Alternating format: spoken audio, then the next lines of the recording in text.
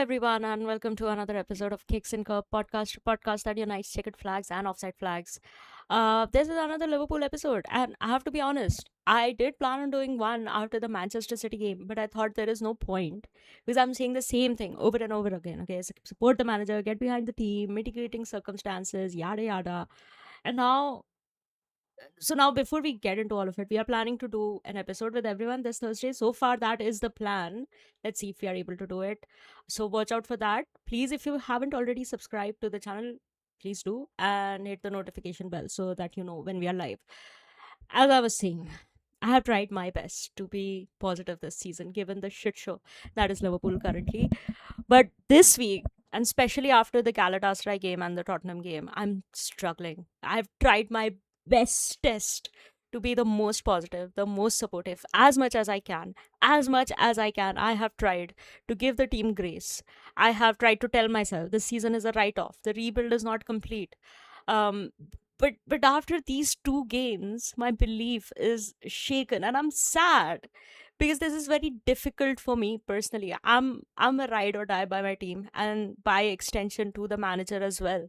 So maybe there is like a 5% part of me that thinks that maybe Arne might not be able to turn things around, and I'm happy to be proven wrong. Like, I would have no problem holding my hands up come the end of the season saying, Arne, I was wrong to doubt you after these games. And hopefully that happens. Nothing will make me happier to make that apology. So let's talk about these two games because I think in both of them we had more than enough to put these games to bed. We created more than enough chances to win them. The Galatasaray game, I think we all knew what it will be like when we go to Turkey and play. And yet we still fell into the same pitfalls. They scored one goal and then all they did was disrupt our momentum.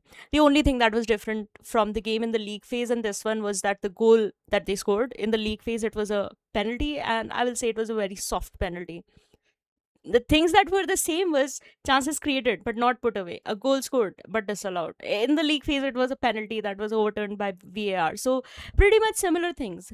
But for me, the most frustrating thing was that we fell for it. Like, I could excuse it for the first time in the league phase game. I can excuse it, but not this one, because I'm like, we know, you all know what was going to happen. We were in the game until they scored. And for me, that is inexcusable because we knew, everybody knew that that is what will happen if they were to score first. And it was very poor from Flo in the first couple of minutes when he wasn't able to score. But that has been the story in both the games. Like, we had enough chances. Like, same in the Tottenham game. We attacked, we created no big chances, but we still created 17 chances. And you're telling me we could not finish even one of them. We got a goal from a Zoboslai free kick, and then nothing else. Consistently poor decision making in the final third. I'm not sure if the source is correct or not, but we are the top team when it comes to creating chances. Maybe that's not correct. Maybe we are not top, but I'm sure we are somewhere in the top 3 to 5 teams in terms of chances created, and we cannot finish them.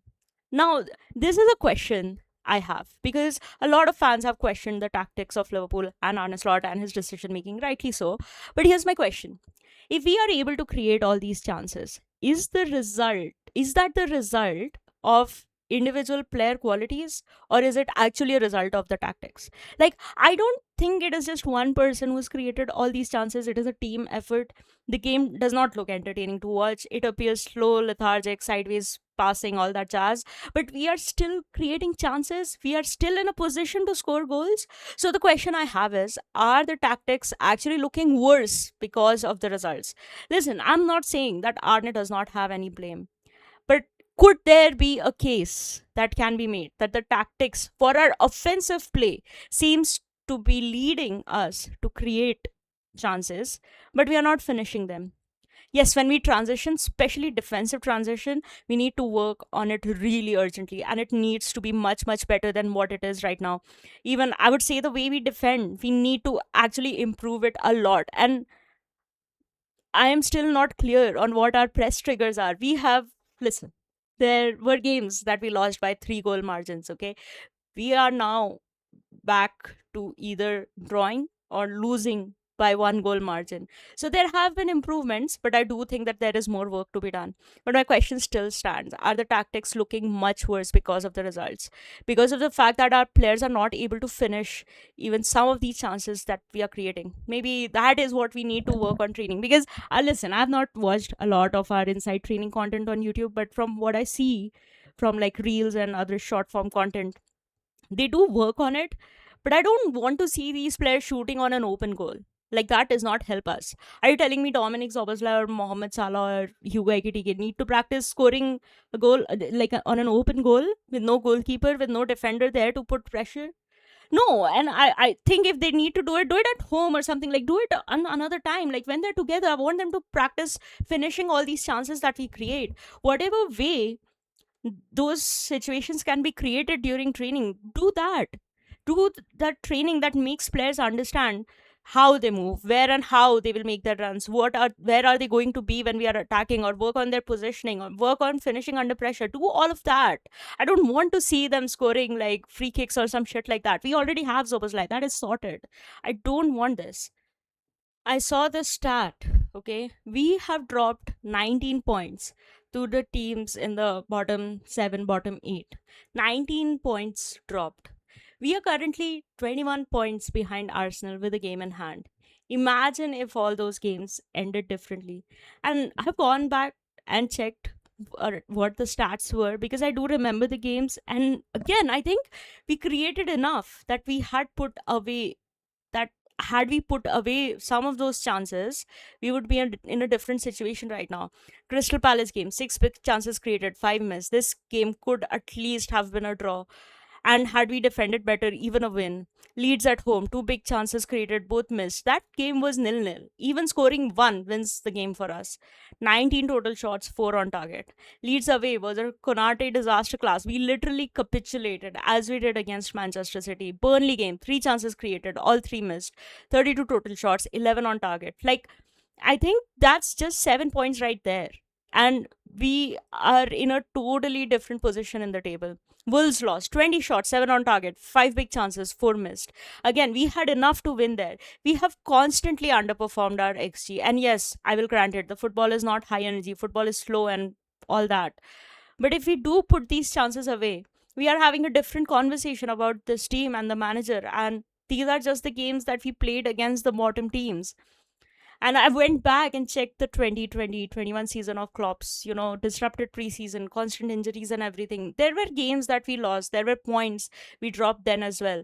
But again, Arne Slot is in a different position because of the money we spent and the fact that football is so different now. But I do think that it does shape the way we perceive this team right now.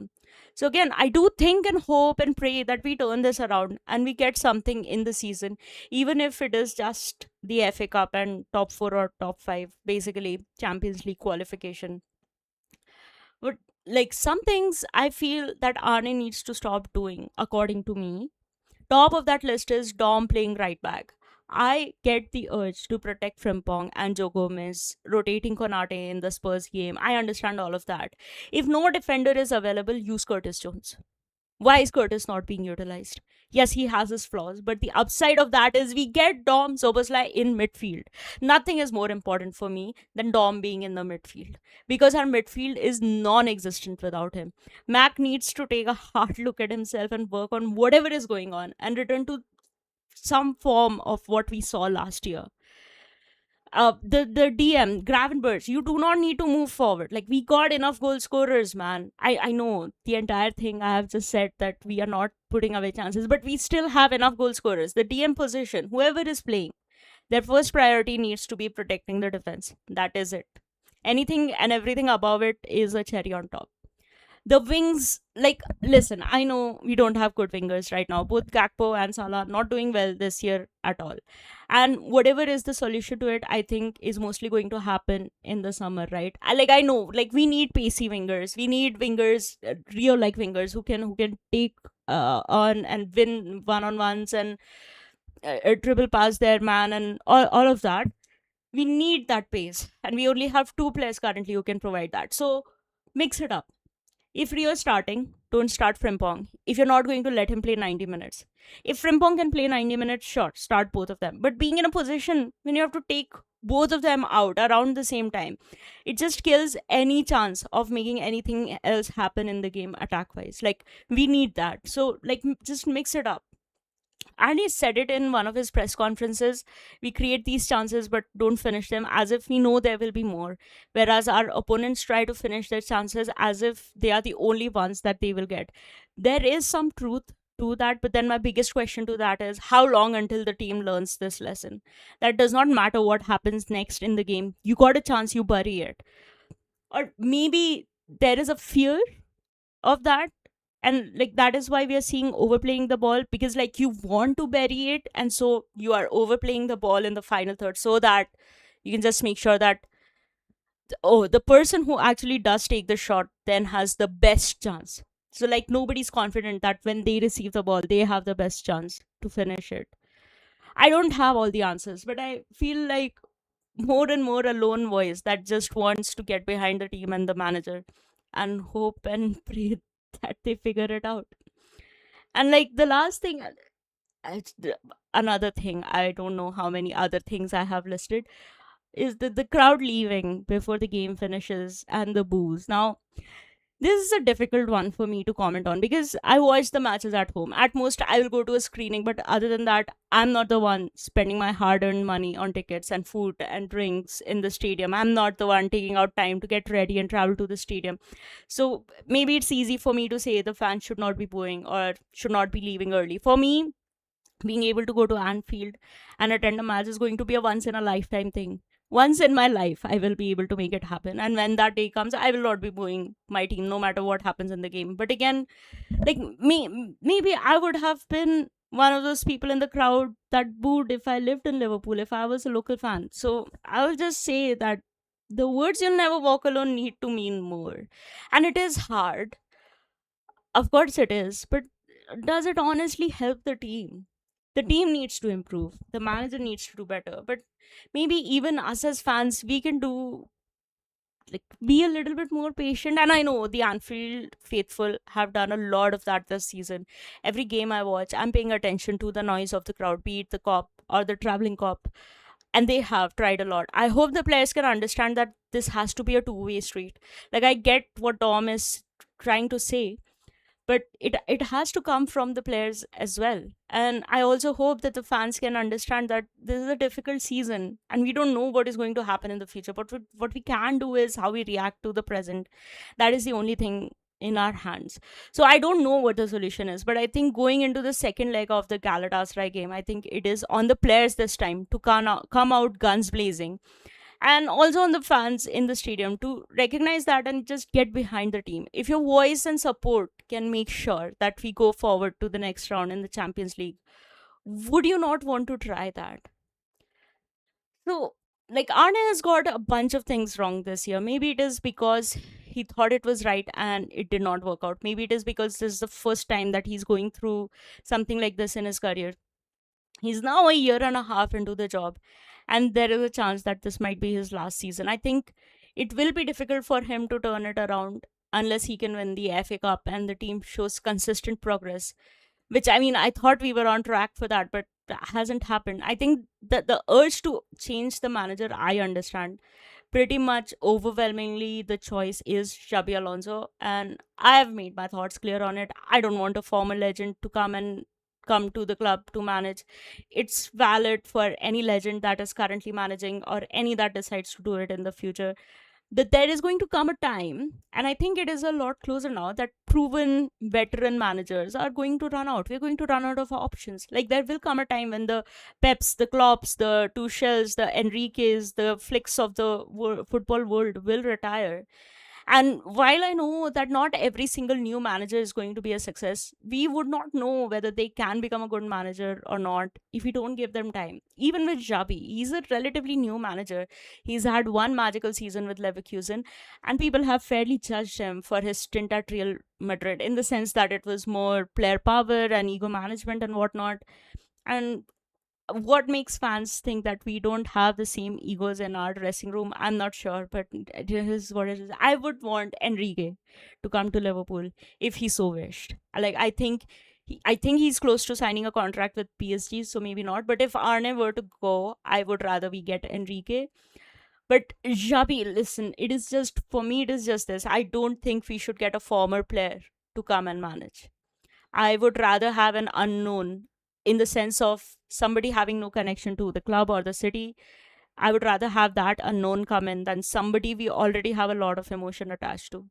And because if things were to go south, the hurt would be less. And I think it would be easier to say it and move forward. Like, even currently with Arne Slot, a lot of fans are like, thank you for the title, but it's not working out. Whereas there is a possibility that if similar things were to happen with Jabi, or let's say Steven Gerrard in charge, or even let's say VVD if he decides to manage in the future, like it might be a difficult pill to swallow. I wouldn't want a legacy and memories tarnished that we have of these players. Not that we would not love them any less, but it will just leave a mark on that relationship with the club and the fans. It has happened at other clubs as well. I just don't think it is worth the risk. And honestly, my stance on the entire thing is that it's not like Michael Edwards and Richard Hughes and FSG are waiting for me to flip on Arne Slot to make the change. If that is the case, I did not know I had that much power, and that will send me into a spiral. So, as long as I cannot directly change the trajectory of this season and where this team goes in the future, I will try and support and be respectful of the team and the manager and cheer them on, no matter the game, no matter the scoreline. And when it is hard to be positive, I will just not say anything, because there is more than enough bashing of our manager and our players currently online. I just don't wish to contribute to it more. That said, I hope we win against Galatasaray. I hope we come out swinging. Getting the goal in early on will be very, very important. I think we need to be locked in throughout the entire game. And I know we can do it. We've done it against Inter, against Marseille. We are capable of doing it. There are mistakes in that team, as we saw in the first leg, and we need to make sure we exploit them. They will also not have their fans in the stand, so it is going to be just all red surrounding the game, and we should use all of that to our advantage. So, yeah, that's it from this episode. I think I might do a watch along for the Galatasaray game, but I'm not making any promises. Just depends on my mood. So again, like the video, subscribe to the podcast, hit the notification bell so you can always know if I'm in the mood to do a watch along or not. Up the mighty Reds. Until next time. Bye.